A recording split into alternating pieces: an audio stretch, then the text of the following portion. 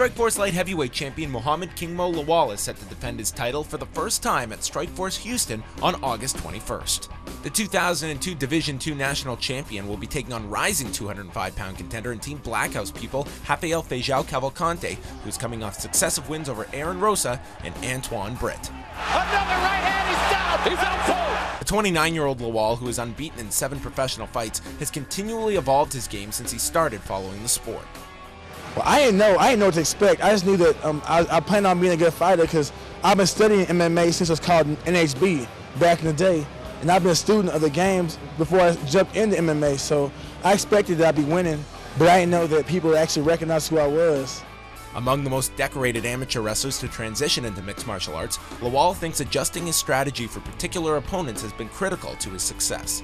Pass, it depends on your fighting, because if you pass my guard, I'm going to get to my feet. You know what I'm saying? That's what wrestlers like. You pass my guard, I'm getting to my feet. But certain guys, if they don't have the scrambling ability, if they can scramble, you stay in their guard because they can't move. You control their hips. It depends on who you fight and where you're fighting. Because in Strikeforce, you pass somebody's guard, you have to look to submit them or advance, but you can't throw elbows. In the UFC, you pass somebody's guard, you can pass, say side control and throw elbows. Depends where you're at, because sometimes you get in side position, they get up to their feet, or you can't do much damage. So depends on where you get at. In addition to his wrestling pedigree, Lawal has worked on the submission aspect of the sport with world-class training partners such as Fabrizio Verdum and Hinata Sobral. You get to be relaxed, and it's more of a chess match when you get there.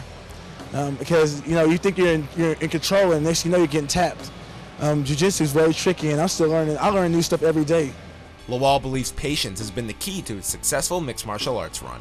I try to do what I learn right away when I have the opportunity to. I don't try to force nothing to happen.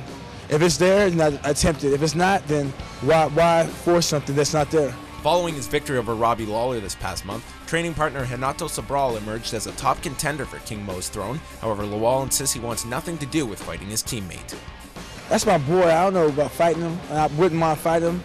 I don't want to fight him, but we'll see what happens. Lawal believes competing under the Strikeforce banner has its advantages compared to the UFC.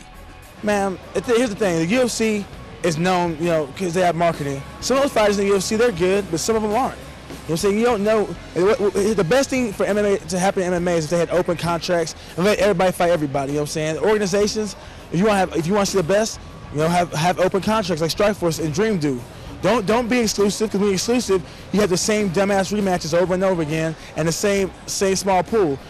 Keep it open contract, so you can have better, more intriguing matchups. You can have a Shane Carlin versus Alistair Overeem. You can have matchups that people want to see.